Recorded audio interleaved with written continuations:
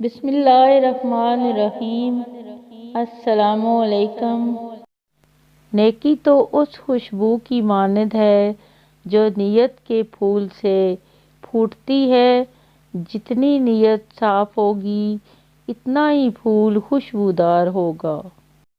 جس گھر کا دسترخوان ہر خاص و عام کے لیے کھلا ہو وہاں کبھی رزق کی تنگی نہیں ہوتی۔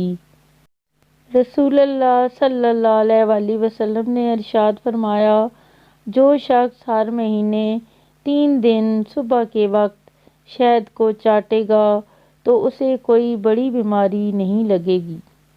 راہ چلتے عورت کو دیکھ کر نگاہ نیچی کر لیا کرو تو لوگ تمہاری عزتوں کو دیکھ کر سر جھکا لیا کریں گے۔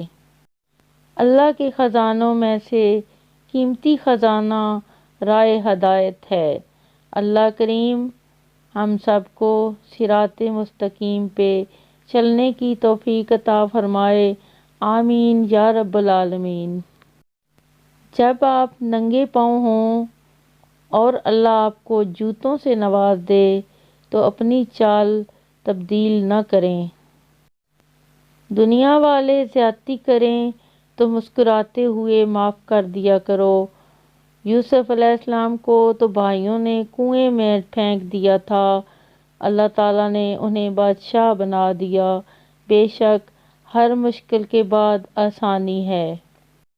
گندم کے دانے کو درمیان سے واضح 2 حصوں میں تقسیم کرتی ہوئی لکیر کو دیکھ کر کیا تمہیں خیال نہیں آتا کہ جو رزق تمہارے رب نے تمہارے پاس پہنچا دیا ہے اس میں دوسروں کا حصہ بھی ہے؟ آدھا حصہ تم رکھ لو اور آدھا حصہ ان تک پہنچا دو جو اس رزق کے مستحق ہیں۔